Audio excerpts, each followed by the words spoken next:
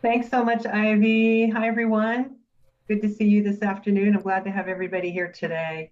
My name is Eve Powell, and I am a veteran of three United Ways. I served in Dallas and Denver and Atlanta, and most of my positions were major gifts and planned giving. So I'm excited to be here with you all, but you're really in for a treat today. We have really two awesome superstar colleagues of mine that I would love to have you learn more about. So I'm going to turn this over to them so they can introduce themselves, and then we'll be back so I can review our agenda. Well, I guess I'll start. Hello, everyone. I'm Denise Fleckenstein. I was with the United Way for Southeastern Michigan for 12 years. Prior to that, I had also served in other nonprofits, the majority of my time doing planned giving. So I served in human services, healthcare, and education along my journey. The One of the things that I loved about being with United Way was that I got to meet the best people ever, and two of my colleagues here, Eve Powell, Jennifer Gipp, and also Christy Shepard, we all met on the United Way Worldwide Major Gift and Planned Giving Council.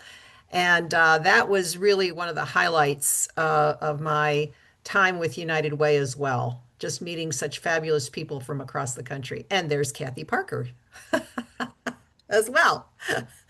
Jennifer.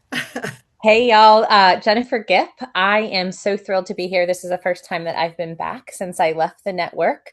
I too have had many years of experience. I'm a 23 year veteran of United Way in Ohio and North Carolina, Atlanta, Forsyth County, as well as United Way Worldwide. I'm really looking forward to being here with you today, but I cannot say enough about the folks in the network and the opportunities that you have to learn, engage, and build. So I'm happy to help you do that with our planned giving message this afternoon.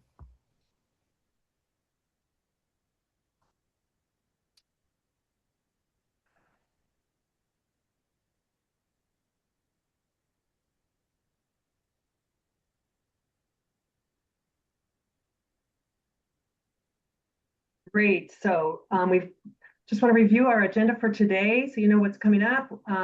We're going through our introduction here. We're going to talk about preparing for the meeting, what the actual meeting should consist of, what we need to do post-meeting, a little bit about plan giving versus major gifts, and then there'll be time for questions and any final takeaways.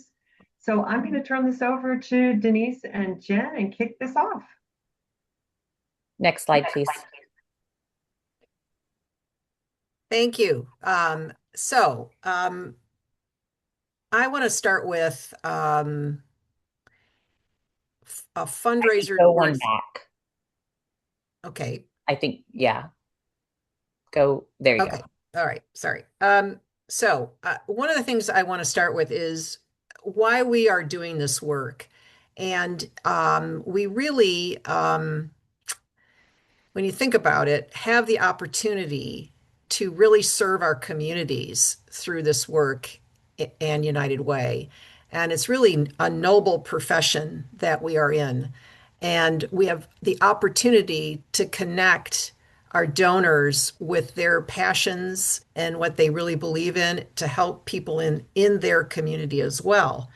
One of the things we're going to talk about too is I realize that many of us do both jobs. We wear multiple hats.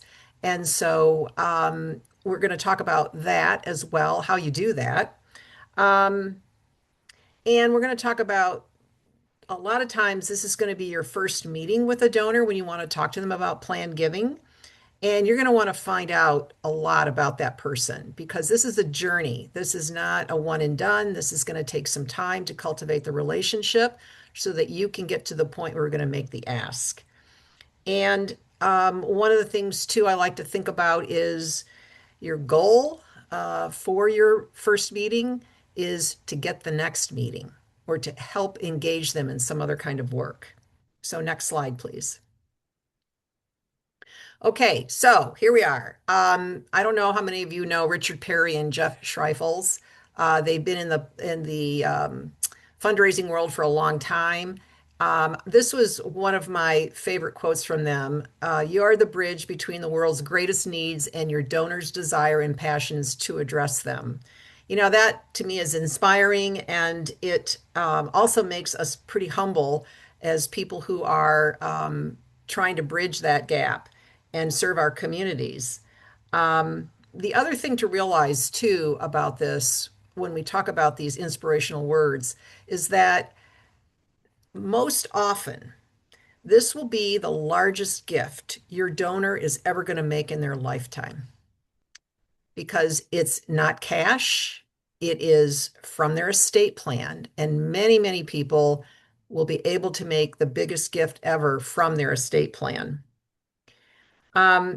This quote also speaks to the donors' desires to help their community and their passion around what they really want to support. Next slide, please. Okay, you're going to want to get ready for your meeting, the meeting prep. So what does that mean? It means doing your homework. And that means looking at search engines, looking at your own database. What can you find out about your donor prior to the meeting? Do they have family members? Do they give to other organizations? If you can find out a little bit more about their financial status, that's helpful. How many years have they been giving to United Way? And you may already know some of these people, but you may not know. And so this is a good time to do all that homework. It's a good time then to go over questions that you'd like to ask. And you're going to get a couple of handouts. They're going to make suggestions on how to ask questions in your meeting and some suggestions, and also what to listen for. So Ivy's going to have that for everyone at the end of the presentation. And then the other thing to think about is practicing a lot with another staff member before you go to the meeting, because that'll make a difference in your confidence in what you're going to want to say in a meeting and what you're going to think about listening for. Okay, next slide.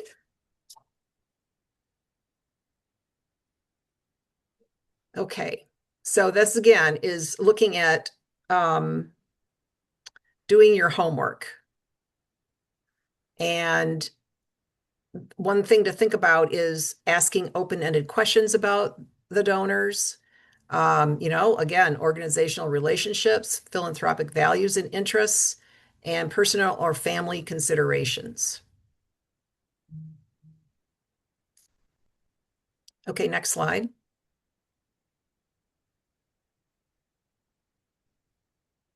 Okay. So I think, Denise, I get to jump in here. Yes, you do. Thank you. Talk a little bit about how you build the background, really digging deeper into some of the stuff that Denise has already shared, but we're going to talk about how you can make that work, what it looks like. So when building your background for a planned giving prospect, we're really trying to do three things: analyzing what we already know, researching what we can learn, and then deepening the relationship through the conversation. I think so often we forget that human connection needs to be a part of everything that we do.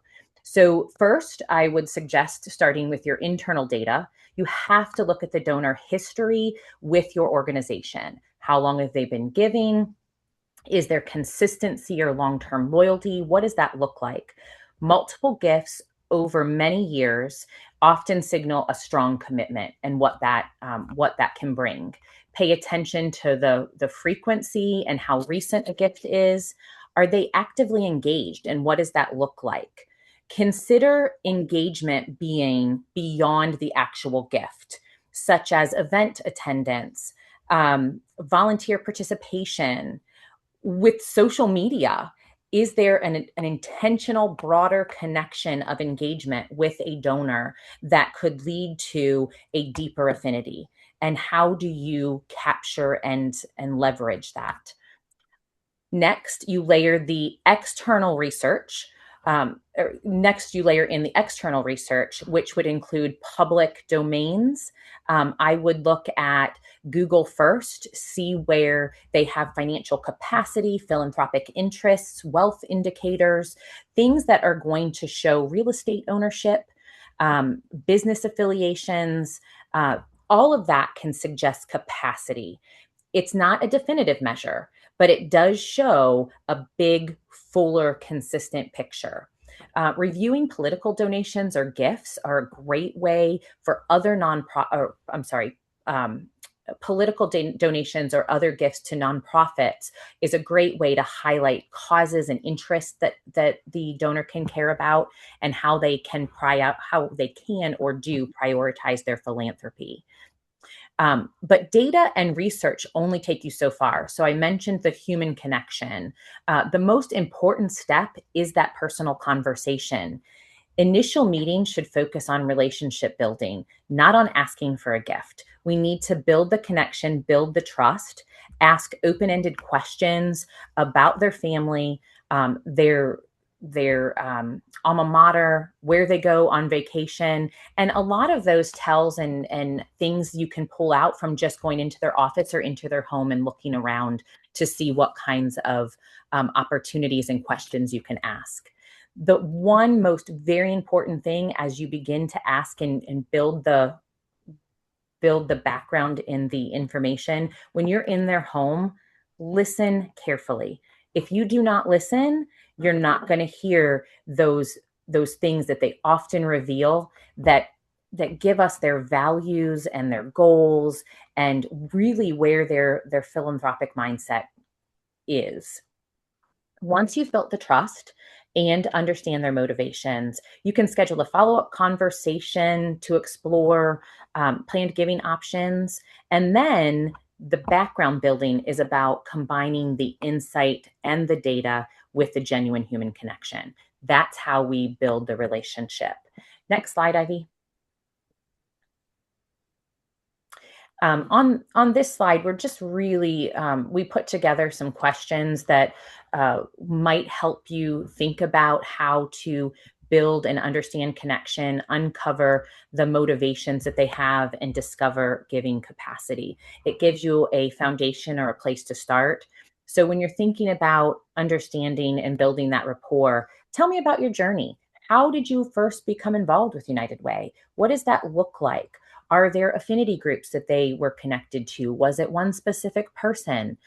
All of that can help you build the profile for your planned giving prospect. Think about how you uncover their philanthropic desires and dreams. What kind of impact do you hope to achieve through your philanthropy? Do you already know because they have given extra gifts to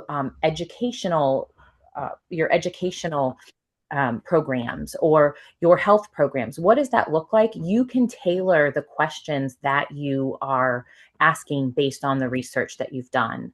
And then, of course, which of our programs or projects do you find most compelling? These are very general. I would really encourage you to make sure that you are personalizing them as much as you can. And then discover giving capacity is always some of the most difficult conversations to have. But being direct, being frank, making sure that you are doing what you're supposed to be doing. Would you be open to discussing ways to include a gift in your estate plan? Sometimes for many, it's very hard to ask this question. But the reality is they know why you're there. They know that you work for United Way, and they're expecting an ask at some point or another. The next piece that Denise mentioned is really a fun piece. And I'm sorry, Ivy, can we go to the next slide, please? And this is really the practice. So when you're thinking about what and how to practice, we're going to have a real life role play here with Denise and Eve, and I'm going to introduce the scenario and really talk about how caring beyond a lifetime can be a simple, easy, straightforward conversation. So Denise will be the donor, and Denise has been a long time supporter of United Way, a health and human service nonprofit that brings resources together to tackle her community's most toughest challenges. Nearly 20 years ago, Denise first connected with the organization when a neighbor received emergency assistance during a difficult time. Since then, Denise has given regularly and occasionally donates in response to special appeals. Recently retired from a career in social work, Denise feels a deep personal connection to the mission. She no longer has the same income as before, but remains financially stable. At a recent volunteer appreciation luncheon, Denise commented that she's been thinking about how to continue helping people even when she's no longer here. Eve, a development staff member, follows up with Denise for a one on one conversation. The meeting is framed as a chance to thank Denise for her years of support and to learn more about what motivates her. As they talk, Denise reflects on the impact she's seen over the years and her desire to ensure essential services remain available for future families in need. The conversation begins as Eve asks Denise about the moments or programs that have mattered most. Eve? Well, hi, Denise. I hope you're doing well today. I really appreciate you taking time out. I'm looking forward to our chat today. I am very glad to talk with you, Eve. Been thinking about all of this a lot, and I'd just like to explore with you what's happening at United Way. Super. Well, I'm just kind of curious. I'm just wondering about your journey with United Way. Can you tell me, how you started giving and what connected you to our work?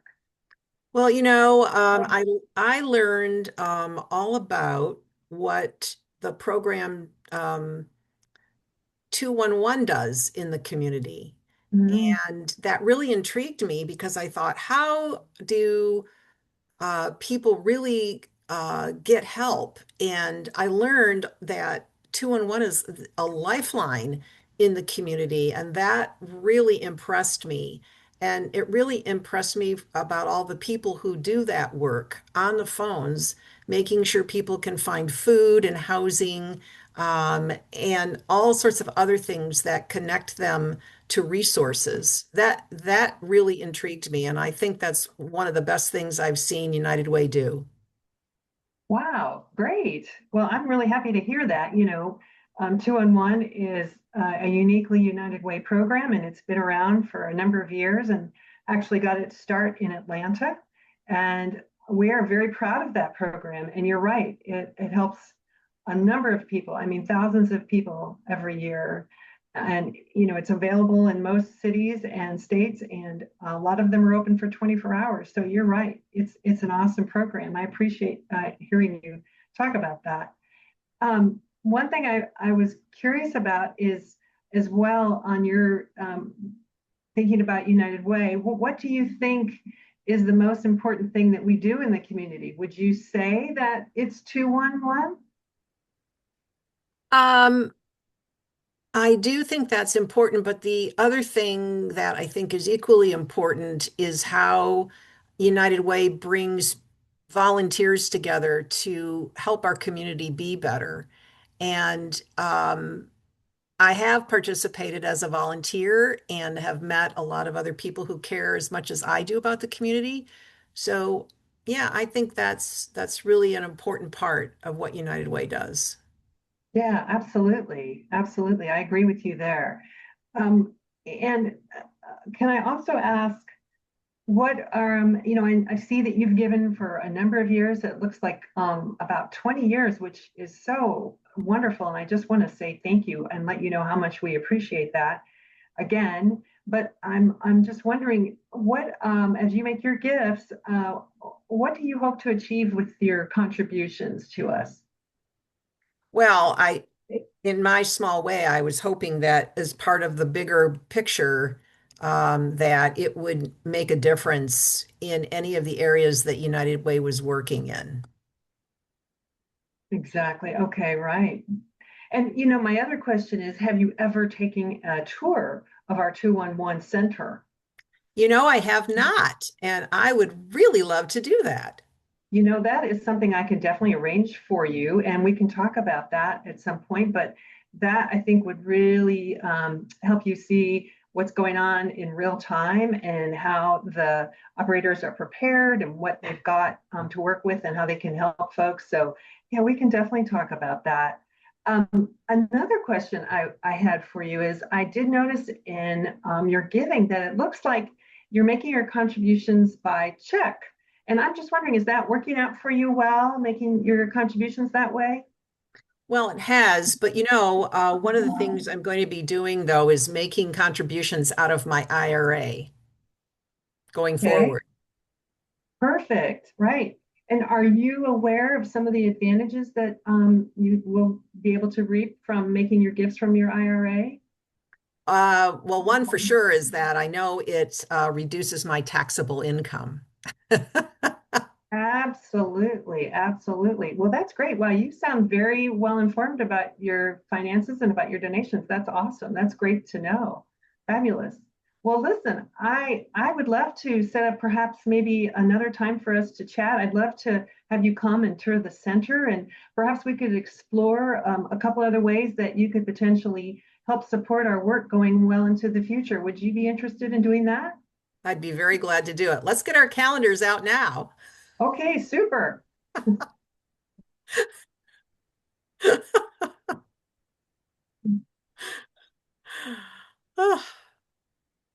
Okay, Very next. good, ladies. Very good. Thank you. Believe it or not, everyone, that's how it goes a lot of times. Okay.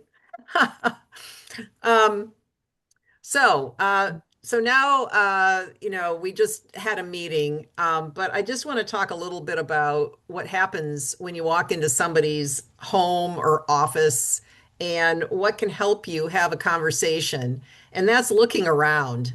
You're going to see photographs, art, awards. You're going to see diplomas, just unique items. You're going to see pets, possibly. And I just want to share this one story. I was calling on a person who was a major donor to the organization, and I went to his office, and I walked in, and it was a unbelievable picture gallery of every single president the man had met, like five presidents, world leaders, with all these photographs. And so I didn't have to work any further than tell me about your meeting with the Prime Minister of Israel.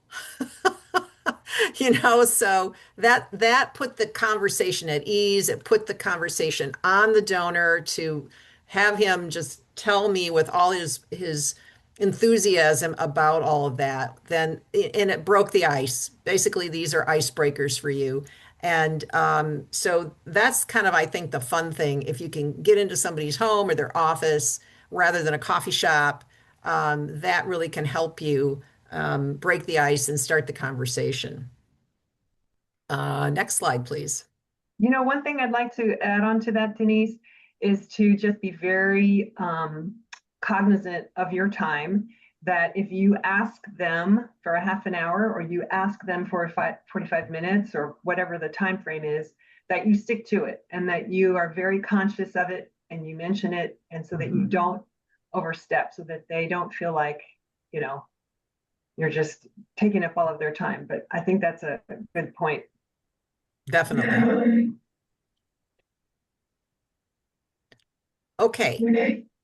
So, um, so when you're asking all these questions, it's really time to listen. So we've put these like into two categories. Somebody might say, yeah, I desire to leave a legacy. And Or they might say, well, I really want to reduce my taxable income, looking for supplemental retirement income.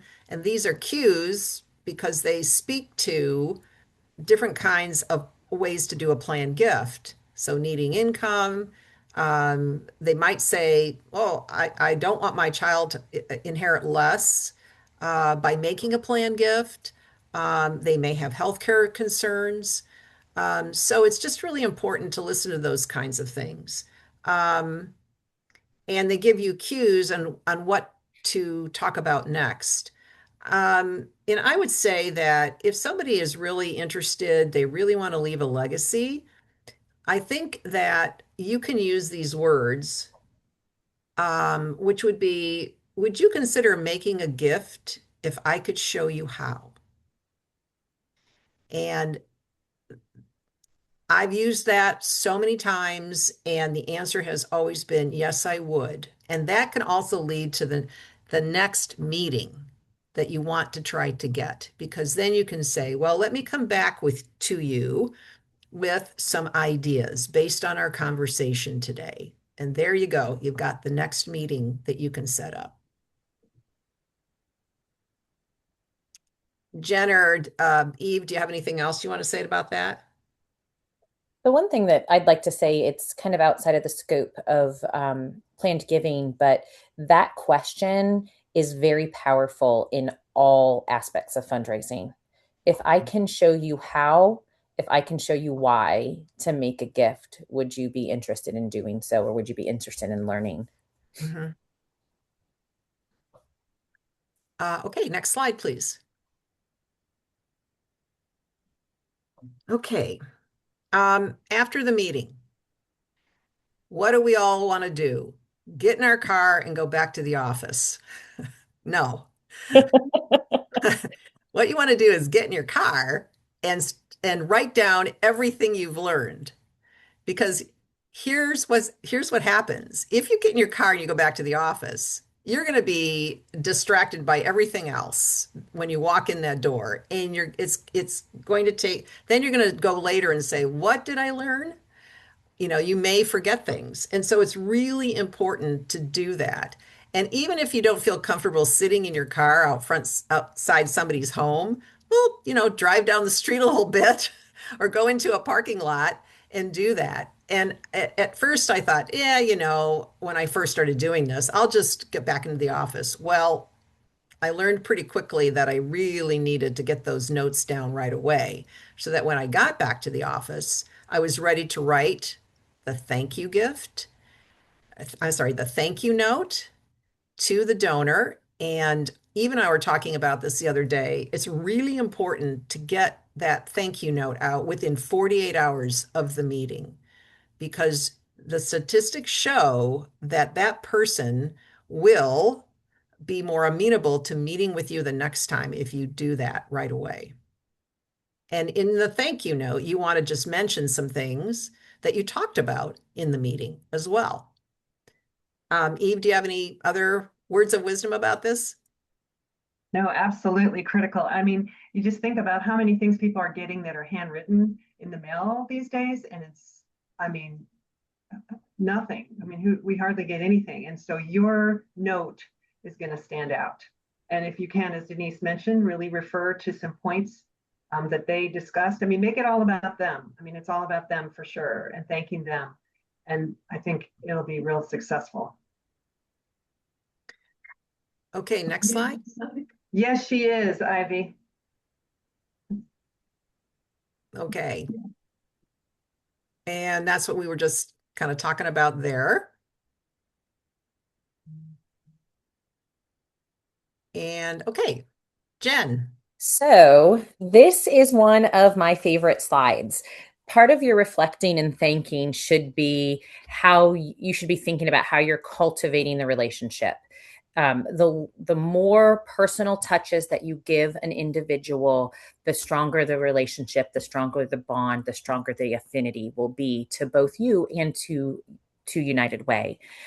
This slide is a plug and play, if you will. It is something that we've created as a personalized donor journey that you can use to build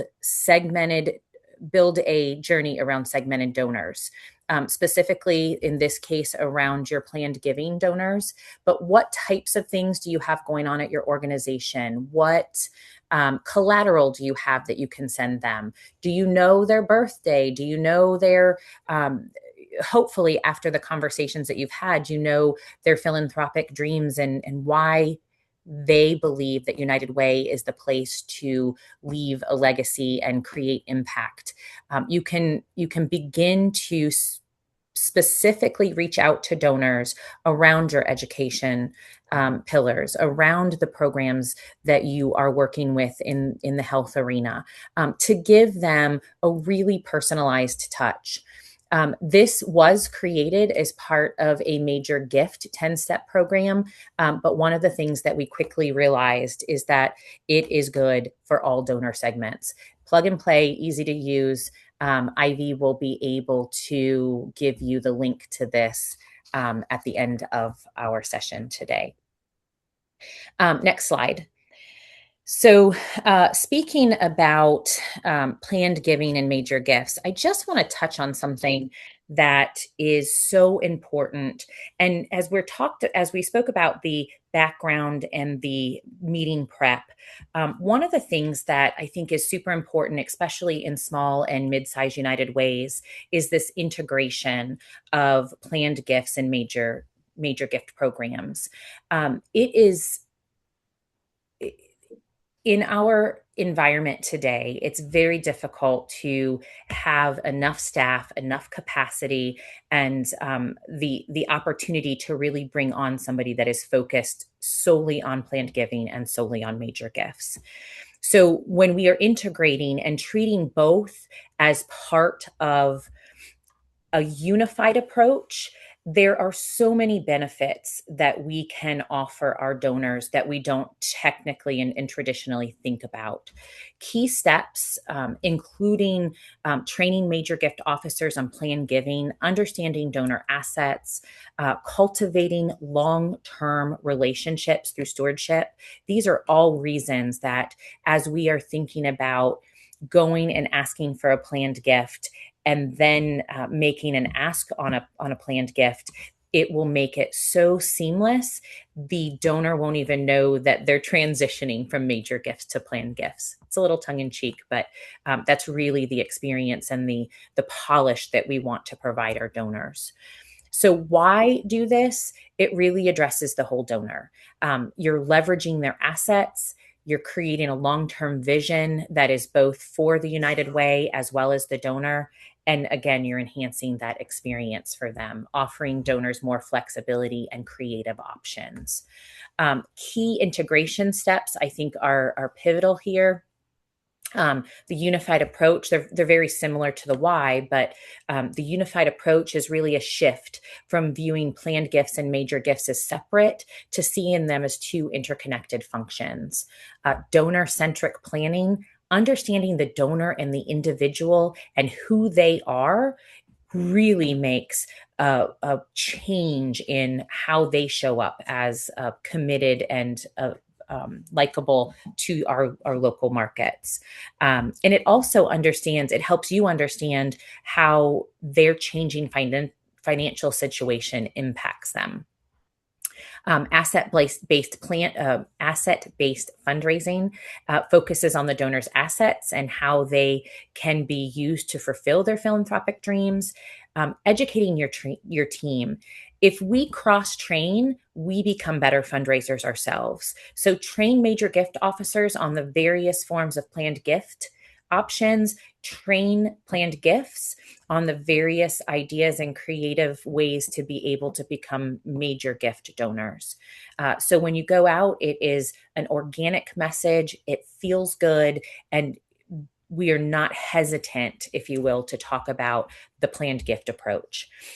integrate into asks for all campaigns, include planned giving opportunities into major gift requests, capital campaigns, and even annual appeals at multiple times throughout the year. Stewardship is key, and I want to talk about this a lot because I am super big on the human connection and stewardship. Cultivation and stewardship of a planned giving donor is essential. They often write us in their will and we forget about them. And I want to share a quick story that just happened to me this week in the role that I'm in now. We have had a long-term donor, 20 year or 18 years, a donor has been giving to us. And it ultimately came from her husband first. She called us this week. She called us last week and did not get to the right person. So did not get a call back. She called back this week and wanted to speak to our CEO. He pulled me in on the conversation because I had not gotten to meet her. And she flat out told us, look, I gave you my last gift in November. She's a monthly donor. She gave us her last gift in November.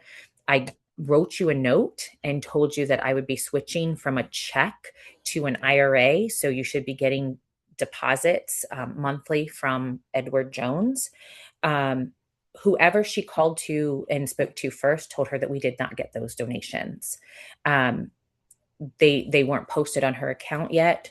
Immediately, she hung up the phone, called Edward Jones, and canceled her monthly donation. So when we were on the phone, we said that we did find it. It was great. She said, well, I'm glad because I have put you in my will and I have a piece of property that will be at least $1.5 million that will come to you upon my death. And we knew that she had left us in her will, but because of that one interaction in 2 weeks, in her mind, she was thinking about canceling that and giving it to somebody else. The other thing that was heartbreaking to me is she said that since her husband passed, she has not had not one outreach from us. And she's given us $100 a month for those last 2.5 years since her husband has passed. So stewardship and cultivation cannot be forgotten. It is key to ongoing communication, offering them just a quick peek into what's happening and reminding them that they are super important to the organization and that they mean something. And then last and certainly not least, it's how we demonstrate a united front. When major and planned gift efforts are integrated, the nonprofit and the United Ways show a deeper connection and a commitment to that donor and that donor's long-term vision. Next slide. Oh, and I think we're done. Questions. We're happy to take questions.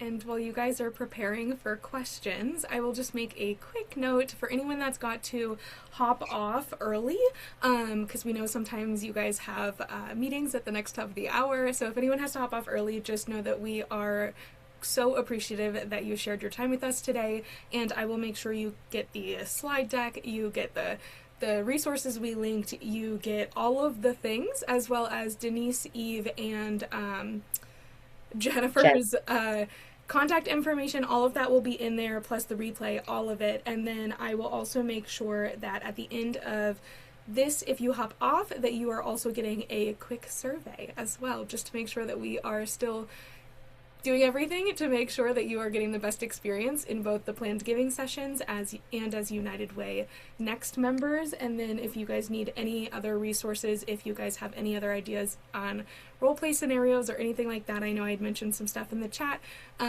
just let us know. That's how part of this one came to be, was from your guys' suggestions last year. Yeah, but could I just add something? I just want to add to what Jen was talking about with the stewardship, because she made such a good point. I can't tell you how many times I had sort of a similar situation where actually the husband had made really the commitment and we failed to create a relationship with the wife. You know, the husband passed away and it was still on the books, but we really didn't do a good job in getting to know the wife and making certain that this was also her desire to include us. And I know I lost a couple of gifts that way because we didn't reach out. And I think it's just such a good point, Jen, to talk about that. And I would say, especially if you come into an organization and their existing records, is to really get to know your folks, and both of them, not just one spouse. And if you can, the family. I mean, for sure, the kids as well. I mean, that also can make a big difference because oftentimes they're going to have a say in how the will is distributed ultimately. So it would behoove you to get to know them as well. So I don't want to be remiss. We were asked to give a great shout out to a particular resource that everyone has, and it's called Free Will. We was in our list of resources. Evelyn Morgner is the person to connect to with that, but all United Ways have that resource, and I know I used it, and it was a tremendous resource in a lot of ways. Eve, you can even speak to it and how you used it. I did. I use it extensively actually in Atlanta. I mean, I advertised on Facebook, which in fact, I got to tell you, is really not as expensive as you might think. You can really target an audience, a specific demographic with Facebook. You just, you can do it for a couple weeks. I think it was $800. And to me, that was worth it to have, something pop up when someone from that demographic was online. And you can include articles in your newsletter. You can do so many things. You can talk about it at events. I tried to make sure at every Tocqueville event, for sure, that we mentioned planned giving in some context. If you've got people that have made commitments and they're still around, you can have them speak, whether it's to the board or whether it's to another group. I mean, there's just a lot of ways that you can advertise this, but for sure, Free Will is an easy way to get folks to include you. And then, you end up getting the details and do a good job and thank them. And, hopefully you'll stay fresh in their minds. I want to just bring up a question that Gil asked. Gil asked, how did you manage the CRM info to keep it updated? I think that is an excellent question, Gil. I mean, I want to say, as Denise was talking about, you get in your car and you write all these notes. Well, guess what? You get back to the office, or if you can do it from your car, put it in your CRM, because everything you learn about your donor, you want to put in there so that the next person or whoever else is looking knows, oh my gosh, okay, Denise spoke with so and so and learned that he's very involved with whatever. And that way, if anything comes up, it's all there, and you don't have to worry. It's dated, and it's just really helpful to the rest of your colleagues. Any other thoughts on that, you guys? Jen, Denise, about CRM stuff? Yeah, I just tried to make sure that when I got back to the office, just go right in and put all those notes in. And actually, in another, when I was with a hospital foundation, I got a call from the person that replaced me. I went from that hospital foundation to United Way, and I got a phone call from the person who took my job and said, I want to thank you for leaving all of these detailed notes. And we know that in our fundraising community is small. And so when we are professional and we do our jobs, it is definitely appreciated by the next person in. So makes you feel good when you're doing a great job of that. I think I'll add CRM is not always the easiest tool for planned giving. If there is any way that you have the opportunity to add a button or make sure that you can click a box that says this person has been discussed with and or has left a planned gift. Very often planned gifts, when somebody leaves and somebody new comes in, many other folks in the organization do not even know where to begin to look for that list of donors. Nonetheless, how to approach them. So when you're trying to capture the information in the CRM, make it easy on yourself and talk to your folks to see if there's a box that you can turn on or something. So it's not just in the notes, because a lot of the CRMs you can't sort by the notes. Good point, Jen. Any other questions? I got to follow up if you don't mind, just because exactly of what you were talking. Would you share a best practice of what you should maybe put into your operating platform in order to make sure that if the CRM does not provide for that, at least you keep in mind the fact that somebody deceased, somebody already told you that they are still planning on doing a planned gift, and how can you keep track of it? Because I think that what I'm seeing, and I come from a different background, I'm new to the United Way, but I'm learning that some of the commonalities of the technology are the same. Is how can we make it easier, faster, better to keep track of that information? And maybe, like you said, a button or a reminder or a particular list to kind of make sure that those things are followed up and not falling through the crack. Gil, I can say that if you have an administrator of your CRM, there's likely a button already there that just needs turned on if it's not. That's been my experience. And then, of course, the notes, I would just always start with a planned giving header so they're easier to find, or if there's other ways to capture that information within your CRM. Denise, Eve, any feedback? When I first came to United Way, I went to the IT guy and I said, I really do have to keep track of planned gifts and what's in our system that's going to help me do that. And they were very helpful. We got it set up from the first month I was there. So, and again, how nobody kept track before then of anybody who said that United Way was in their will. So I changed that, and that was a particular thing. We had a whole section just for planned giving, and that we put that data in there when we learned it. Yeah.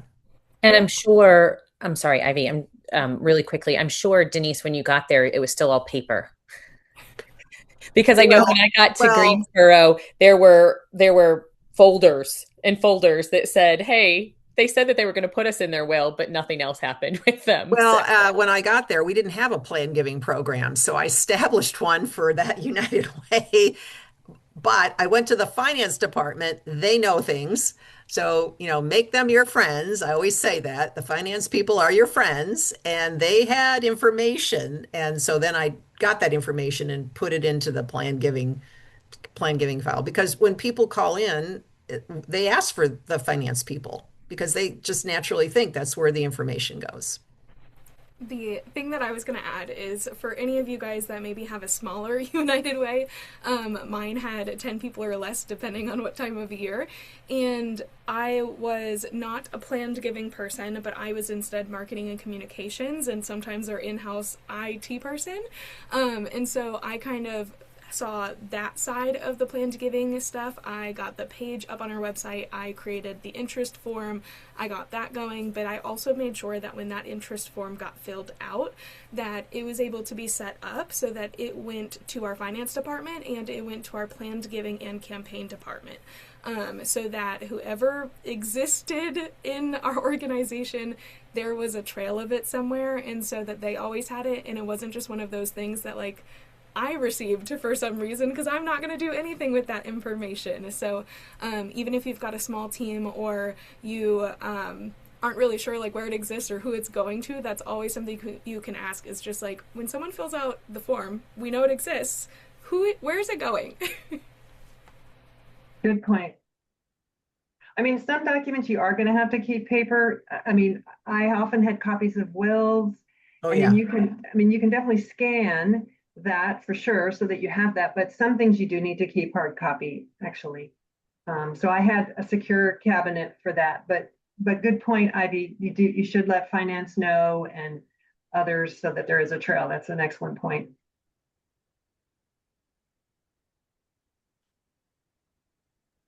Any other questions? I don't see any others in the chat. Anyone else want to make a comment or question? Yes, I have a question. So we talked a lot about, we have turnover with the staff or the systems not working properly. So we may have missed some stewardship when it comes to major gifts or even planned giving. And I mean, I know, like, what do you still need, can you share any ideas or tips on how to engage with them back, let's say after 6 months, sometimes a year, sometimes it's even more than that, right? After you go through your whole list. What would be some tips to share in order for us to say, sorry, we haven't gone back to you, in 8 months, but. Well, I'm going to let Denise and Jen answer this, but I think one thing you can do if you're new, I mean, that's always the perfect time to say, hey, I'm new and I just noticed, your name, and I'd love to reach out to you and get to know you. I'm trying to get to know as many folks as I can. So yes, being new is the perfect excuse. You can always use that.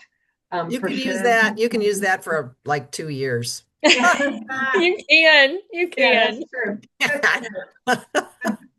And if it it's not works, if it's not you, take somebody else new with you. right? Yeah. You want to introduce that person. Yeah, That is always my go-to. Always. that's a good one. Yeah. Or the other thing I think is easy is if you have an event coming up, an organizational event, just extend a personal invitation to them and say, hey, I'd love to meet you and in person and I hope you can join us. I mean, I think you can use a lot of things to just reach out and just say hello. And then hopefully when they put a name to your face, they'll agree to an in-person meeting.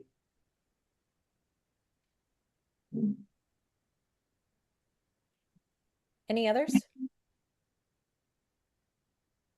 I think it'd be appropriate to have Kathy Parker introduce herself if Kathy's willing. Just give us a little bit of background so we understand, who you represent today and how you can support this group based on the Well, conversation. thank you, Carol. Good afternoon, y'all. I am Kathy Parker. I am with United Way Worldwide, and I sit on our new name is the Global Philanthropy Team, but I am part of the group that does fundraising. I myself actually do support for the network, so I'm here to try and learn from y'all and see where we can actually help with new resources, trainings, anything like that. I threw some stuff in there about free will. I will tell you first off, I am by no means an expert, but I do have the information that I can share with you. But I've been here and have worked with some of these lovely faces for a very long time. So it's great to see y'all, and y'all reach out anytime you have any questions. I'm happy to try and help you, or at least try and find the person that that will probably know more than me. So. And I just wanted to point out, because Kathy mentioned the free will, which Denise was promoting, that there's some upcoming sessions. If you did not get those calendar invites, it would be important to reach out directly to Kathy and she'll make sure you get on the list, because those are distributed by United Way Worldwide. Evelyn sent those out last week, which is what really prompted me to say, we've got to make sure we promote this today so that you all can take advantage of that. And Kathy did put her email in the chat, and we can include that in the follow-up email as well. So thanks, Kathy. Absolutely. Yeah. Yeah, I really encourage everyone to utilize free will. I mean, it is such an awesome tool and it's free and they make it easy for you. They provide verbiage, they provide suggestions, ideas, and you can just insert stuff into your newsletters or into emails that you're sending out. It's really a good deal for us. And I've got a bunch of those resources linked from past planned giving sessions, so I'll make sure to include some of that as well. And I've already reached out to Kathy and let her know that I will try to see what information I can get about those training sessions and the things that are available to you guys, and I will make sure that that goes out in our communications outside of this event too. And Kathy, if you are in our LinkedIn group, you are more than welcome to post those and share those as well. There's about 5,200 United Way professionals in there. And if there aren't any more questions, I will just do one more survey push. We love hearing from you guys. If there's anything that you want to see in next year's sessions, if there's anything we can improve for even this year's sessions, we would love to hear it. And then thank you again to all of our sponsors. Mutual of America is our mentorship program sponsor. So if you guys are interested in endowment or planned giving mentorship, I will include the information there in the follow-up email, but you just reach out to Carol and she will get you connected. Then we've got our event programming sponsors, and that is Front Stream, Third Sector Company, and Board Build. Excellent session today. I want to give a shout out to Denise and Jen and Eve for their support, facilitating, doing the role play, and just putting the session together. And also to Kathy Parker for the work that she does across the network in support of all the local United Way staff. If there's anything that we can do to help you along the way, we really would encourage you to reach out. I'll also give Christy Shepard a shout out. She serves on our Plan Giving faculty, and she also is one of our Plan Giving mentors. So if anyone should desire a mentor along the way, you can always connect with us. Ivy, again, will include that in the follow-up, and we'll be happy to make those connections. So thanks, everybody. I hope you have a great week, and I hope wherever you are, if there's a lot of snow, it starts to melt. Carol, thank you and Ivy both for hosting and facilitating this. The opportunity to come together with current and past staff members it really touches my heart. So thank you. Yep. Thank you everyone for participating today. Again, it's power of the network. And it's a lifelong thing. It is a lifelong thing. So appreciate all of you. Bye, everyone. Thanks, all. Thank you. Everybody.